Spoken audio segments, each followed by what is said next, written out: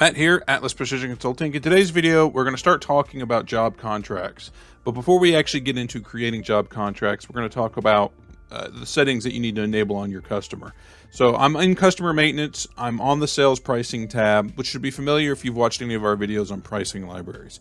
All of these checkbox here pertain to using job contracts. The bare minimum, obviously, you need to enable that this customer is allowed to use job contract pricing. If you check this always use job contract pricing, it's going to require that you fill in the contract number on this anytime you place an order for this customer.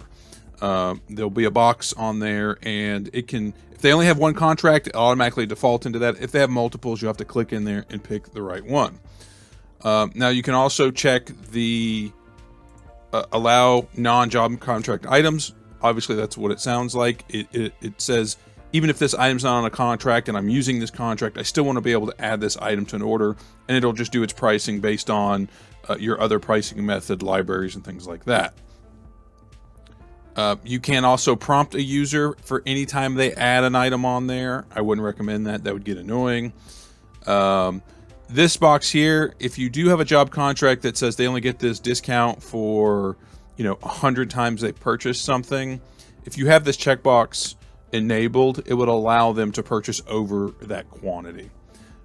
This one here, use all contracts. When you have that one enabled, you do not have to select a contract. It will go out and allow you to pull items from multiple different contracts. If you don't have this enabled, when you're doing this, you're going to have to enter in a job contract number.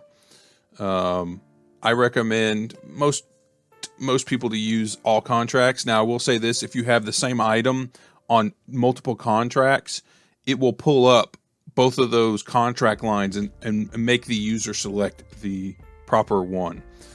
So you really don't want it to be on multiples, I would say. But that's your basic settings. Now, just so you know, like this customer here is set up to use pricing libraries. The way it works is if I put an item on the pricing engine, is first going to look and see, is this item on a contract for this customer and ship to? If it's not, it's just going to ignore contracts and go through our normal sales price library that we have set up for this customer. So if you guys have questions about the basic settings on this, put a comment down below. Make sure you like and subscribe. And as always, Atlas is here for your P21 needs.